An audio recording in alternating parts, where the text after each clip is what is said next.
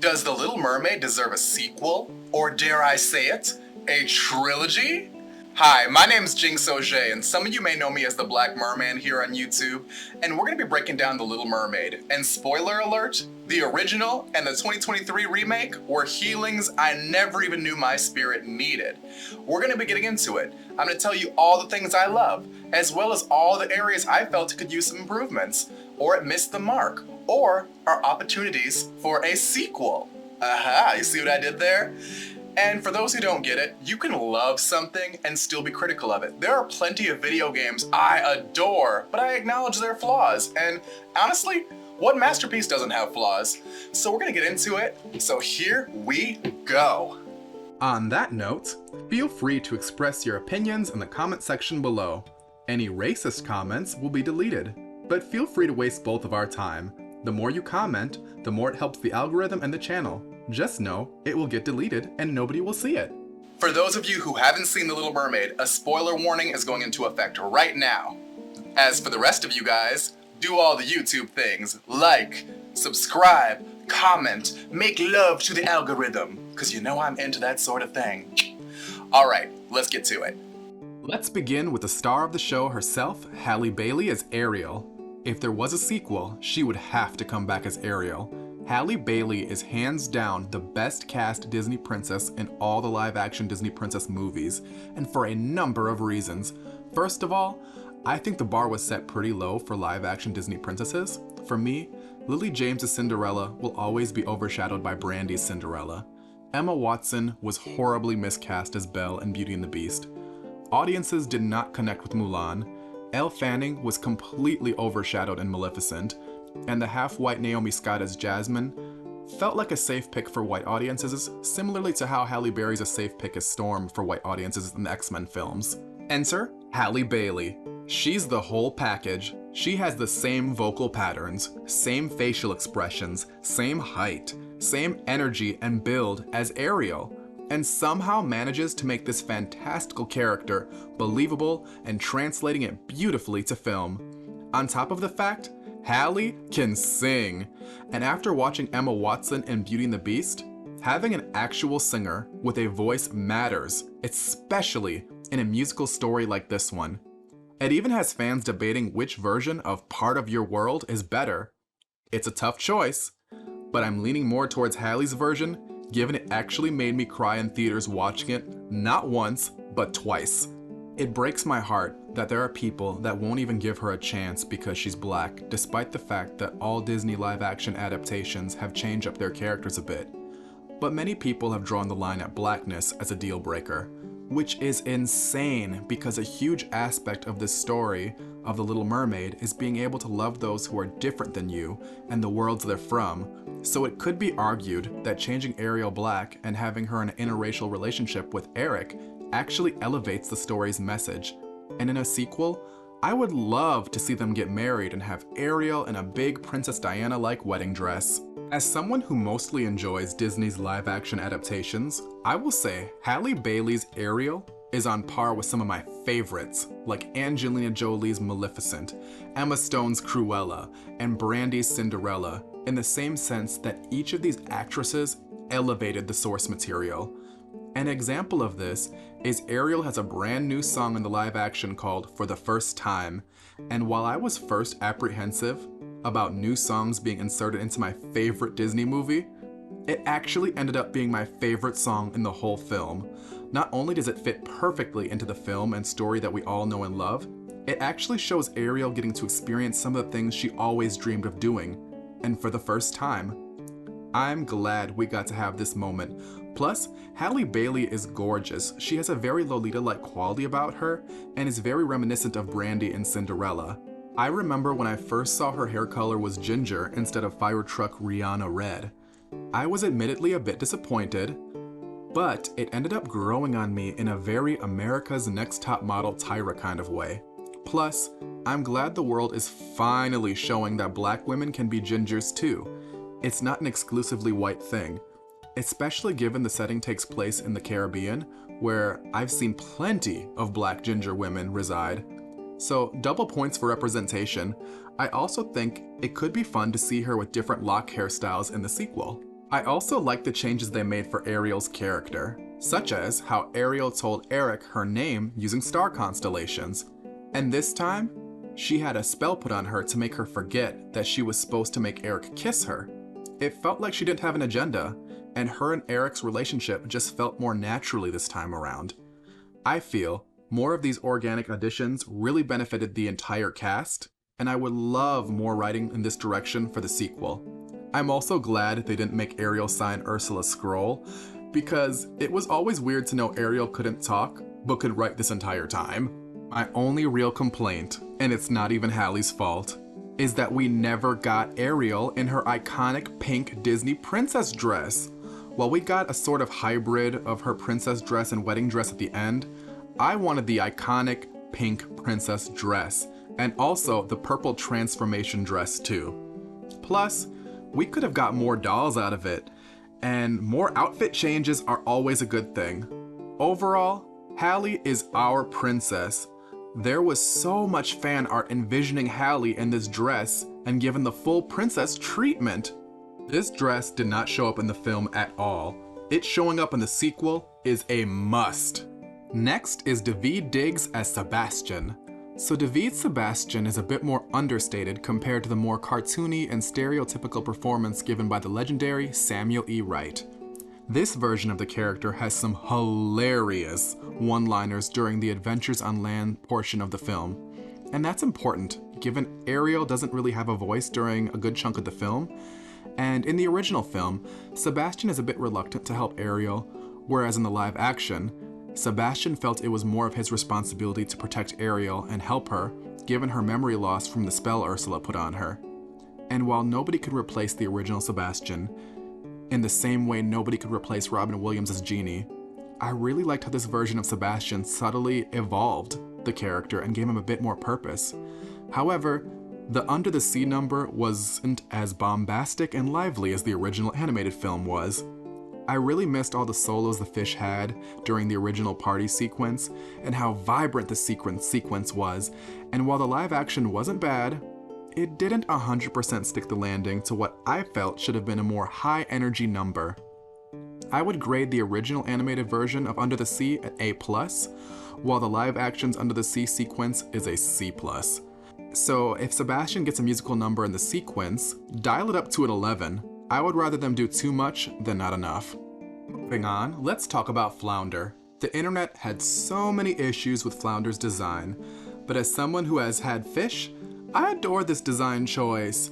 I really love the scene where Ariel finds a fork and thinks it's a little trident for Flounder and plays with him the same way we would play with a rabbit, cat, or dog. I really loved that. There's even a scene where Ariel saves Flounder and she scoops him up and puts him in her purse, and it's adorable. Plus, much like Halle Bailey sounds like Ariel, Jacob Tremblay sounds just like Flounder. My only gripe is I wish Flounder got a bit more screen time. So in the sequel, let's give Flounder just a little bit more to work with. Okay, we gotta talk about Ariel's sisters, because I have so many mixed feelings on the subject. Given Ariel's sisters were heavily marketed a lot for the film and in the merchandise, it felt like the sisters would have a bigger role in the live action. However, the film cut their iconic Daughters of Triton performance, which could have really visually reinvented the sequence and given the sisters more screen time. While Ariel's live-action sisters are beautiful and diverse, unfortunately they don't have much to do, little dialogue, and their main contribution is the amount of dolls they've sold for the brand. With that said, I did like how they spoke on mankind damaging the oceans, whether it be intentional or not. I thought that was a brilliant message and a legitimate reason why mermaids wouldn't like humans. With that said, while all the sisters are beautiful, I think it would have been a better idea to hire professional mermaids for the part, so they could film more sequences actually underwater, similarly to how the film Splash was filmed. It would have been more cost effective and given us more mermaid screen time, given we didn't really see many mermaids until the end of the film. Speaking of which, news broke that one of the mermens was an adult star, and while some people were clenching their pearls about it, it made me want to check the movie out again for a third time. Jokes aside, I love the mermaids' designs in this film. In the sequel, give us a Daughters of Triton number. Give us more merfolk in Atlantica. Heck, give us an Atlantica that is straight out of a fairy tale and not just a mound of rocks and coral. Anyone who's seen Aquaman's Atlantis knows it can be done. So when recording my lines, I realized I didn't even talk about King Triton. All I really have to say about the character is he's a daddy. And I'm not just talking about Ariel's daddy. I'm just half kidding. But in all seriousness, I thought he did a pretty good job as King Triton. I felt his performance was a bit understated, and he could have really expressed how much he cared for Ariel more throughout the film. Like in the original. I know in the original, after King Triton destroyed Ariel's collection, he felt remorse immediately after he did it. Whereas in the remake, they kind of saved his love and affection more so towards the end of the film for Ariel, so it kind of built up to show he really did care for Ariel in the end. But once again, I am nitpicking. So we have got to talk about Melissa McCarthy as Ursula. So when I initially heard Melissa McCarthy was going full on drag for Ursula, I thought, why not actually cast a drag queen with divine energy for the role, given Ursula's very queer-coded, and transformations is what Ursula's all about. While she isn't Maleficent levels of flawless, I have to say, what Melissa McCarthy brings to the role is great, and her new lines of dialogue really make her pop and stand on her own without copying the original beat for beat. One scene that really made me laugh was when she finds out from Ariel that people call her the Sea Witch, and she's caught off guard by it. I also like that she's King Triton's sister, really highlighting how queer-coded characters can get kicked out of their families, and at times it can really consume us. Although maybe I'm reaching. And while on the topic of Ursula, we've got to talk about Vanessa. I've always loved this character, even though she's a brief disguise of Ursula's. It was so awesome to see her fully realized despite how limited her screen time was. Her actress was truly having the time of her life playing this role. They honestly could have extended her sequence where she was singing in the mirror and Scuttle was watching her, because it was great. My only issue, and this is not the actress's fault, is I felt the stalling of the engagement wasn't as good as the original animated sequence's stalling of the wedding. In the original, many of Ariel's ocean friends all go toe-to-toe with Vanessa and even throw her into a cake. It felt like a climactic fight scene in some ways. However, in the live action, it was Scuttle, Max, Ariel, and an assist by Grimsby that foil Ursula's plans, which feel a bit like a catfight, but it's not a deal breaker. While Jessica Alexander's really bodying Vanessa in this role, she nails her mysterious side, her insidious side, her fake side down to a T. I prefer the animated version of Vanessa transforming into Ursula better than the live actions. The way Vanessa's face contorts and taunts Ariel and rips out of her wedding dress into Ursula and crawls across the ship to throw Ariel overboard in a rush in the animated sequence is just top tier. It's actually quite scary. In the live-action version, unfortunately, Jessica Alexander nails Vanessa, but the CGI team obscures her in a dark cloud that covers her horrifying transformation sequence. Fortunately, Melissa McCarthy takes comical digs at Eric, which helps sell the scene. Plus, Kaiju Ursula's really raises the stakes for the film. If given the chance for a sequel, I would bring them both back, even if it's just for flashbacks instead of a full-on return. I would love to see the full backstory of how Ursula and Triton had their falling out. Moving on to Awkwafina as Scuttle. This works. Awkwafina has the same kooky vibe as Buddy Hackett, and like Ursula, some of the character's original lines for the film really help bring the character to life. Like when Scuttle asks Sebastian, "Has Ariel killed the prince yet?" Which is a joke, referencing the original story written by Hans Christian Andersen. The only time I feel like the character stumbles is with their song Scuttlebutt. So I'll be honest, on my first watch, I did not like the song Scuttlebutt, partially because I've never heard the term used before, and it came off like Scuttle was singing about their own butt. And while on the subsequent watches I found it catchy and something for the kids to really have fun with, I feel like the song is badly placed and ruins the pacing between the two scenes the song is sandwiched between. And if Scuttle was to return, let's dial back on Awkwafina singing, especially if we're cutting numbers like Daughters of Triton. Okay, we're gonna talk about Prince Eric. I have so many mixed opinions on Prince Eric. On one hand, I had such unrealistic expectations for Prince Eric, given for many years he was my favorite Disney crush. That is, until Lilo and Stitch gave us David. But my first impression on Eric were, is this the best y'all could do? At first I found him very mediocre in every sense of the word, and felt it would have helped to find an actor with more star power or charisma.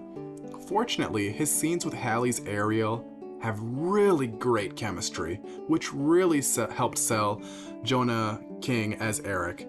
He even has a musical sequence that feels right at home in the film. It wasn't for me, but I know a lot of people love it.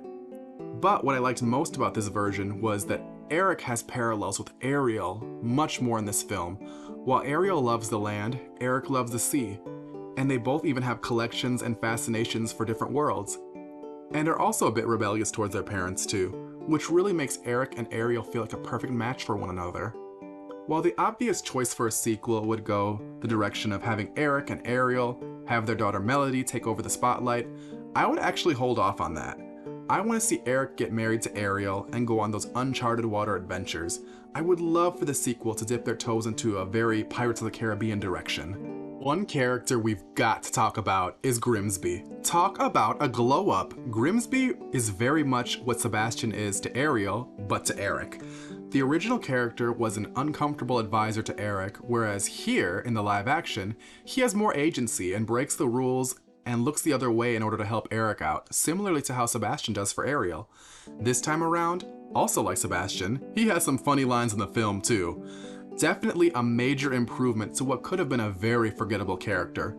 Definitely bring him back for a sequel. I never knew I needed a Grimsby glow up until now. Another welcome change is this film's setting taking place in the Caribbean. On so many levels, this just feels right, and gives the movie a very Pirates of the Caribbean aesthetic. We're even given a black queen who very much parallels King Triton, and while the underwater scenes can feel like they need the brightness and saturation turned up at times, the adventures on land really dial up the vibrancy and color, especially in the marketplace sequence. On top of the colorful dance scene, we even get a cameo from the OG Ariel herself, Jodie Benson, which is a wonderful cosign, and I'd love to have her return in the sequel in any form or fashion. Another nice change was Ariel going to the surface for the first time was a moment built up to in the story.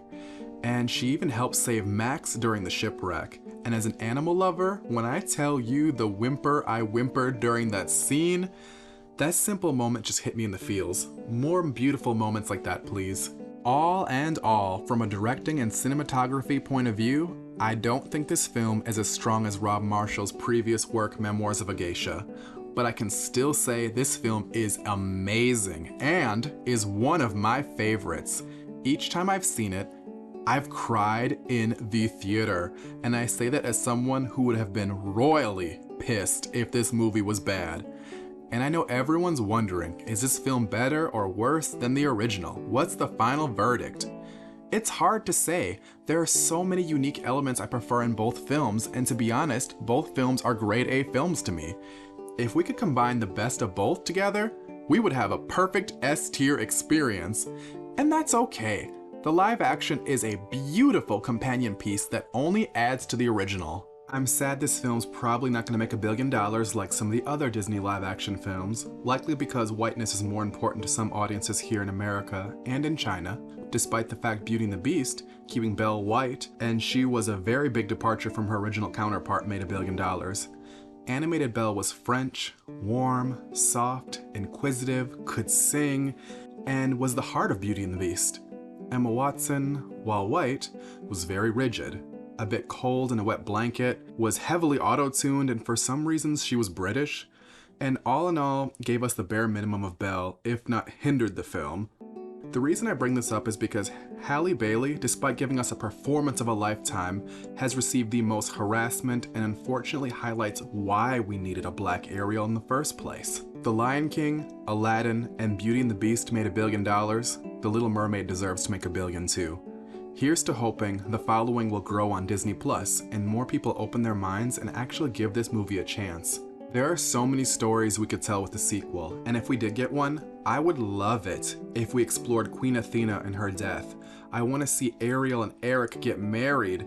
Who are Ariel's sisters and the merpeople of Atlantica? Will the pink dress finally make an appearance?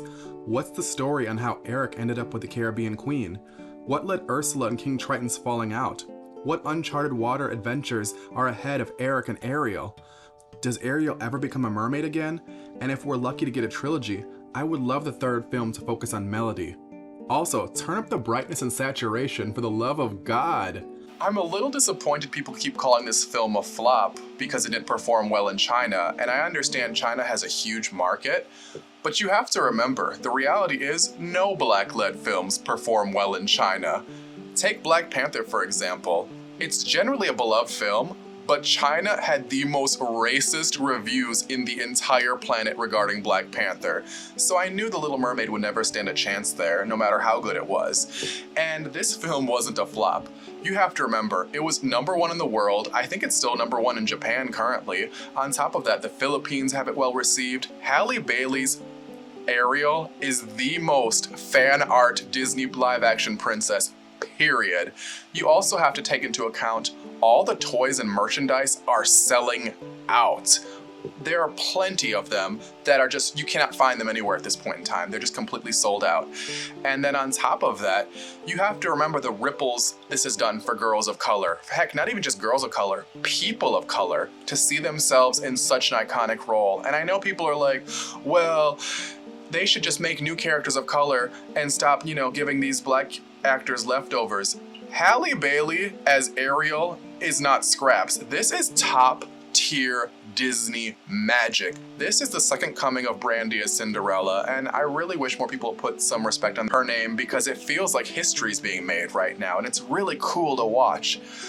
However, there is a double standard in Hollywood, especially when it comes to certain parts of Asia, because there are movies I've seen where white characters play Asian roles, and Asia doesn't bat an eye. I've seen this time and time again. Matter of fact, they applaud it and say it's a nice change of pace.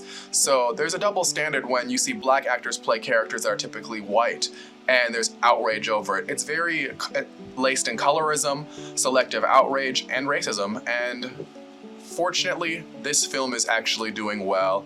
It's gonna move past the break-even point if it hasn't already.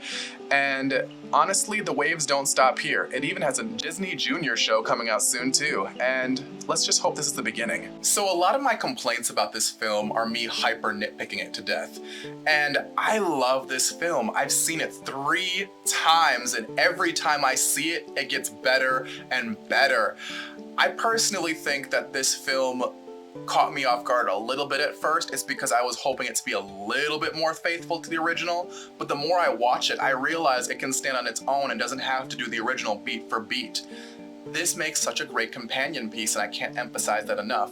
One thing I remembered on my 3rd time watching was Eric's first lines in the movie are him protecting a dolphin from harpoon attacks, and I thought that was such a brilliant message to put out there, and it's not too heavy-handed, and it just shows a lot about his character and how much he cares for the sea, and it's also just a beautiful message to the world and protecting the oceans and these creatures nowadays too.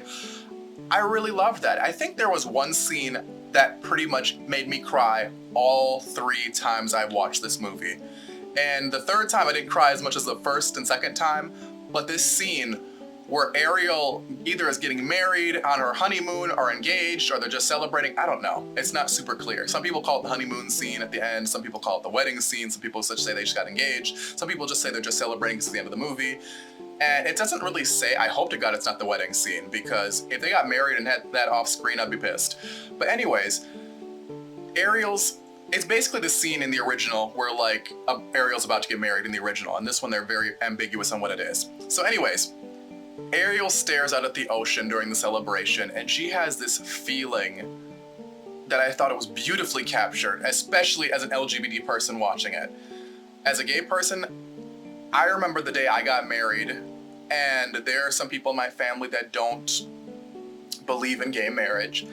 And one of my biggest anxieties was I did not know who was going to show up at my wedding, and because I'm from a different world as an LGBT person. And I remember just having that anxiety and that sadness, that quiet sadness, like, are they gonna show up? Are they gonna walk through those doors? And unfortunately, some of them didn't, and that broke my heart. And I remember watching Halle Bailey stare into the ocean while everybody's celebrating, and she just had that look on her face like, are they gonna come? Are they gonna show up? And I just remember just crying every single time I watched that movie scene. And they get to the boat and they're coming out to the waters, and King Triton pops up, and it's her dad. and she hugs him, and then she looks up and all the mer people come up to be there and support her and stand with her and the people on land and celebrate her. And I just remember crying so much because as a gay person, I didn't have my father at my wedding. I remember waiting, like, is he gonna show up? Is he gonna walk through those doors? And it just hit close to home for me, especially seeing her as a person of color too. And on so many levels it hits. I am the target audience, y'all, for those of haters who are like, who's gonna watch this? Who's this for? Me. But no, in all seriousness, I do hope whatever direction a sequel or a trilogy goes in, they really do maintain those underlying LGBT elements.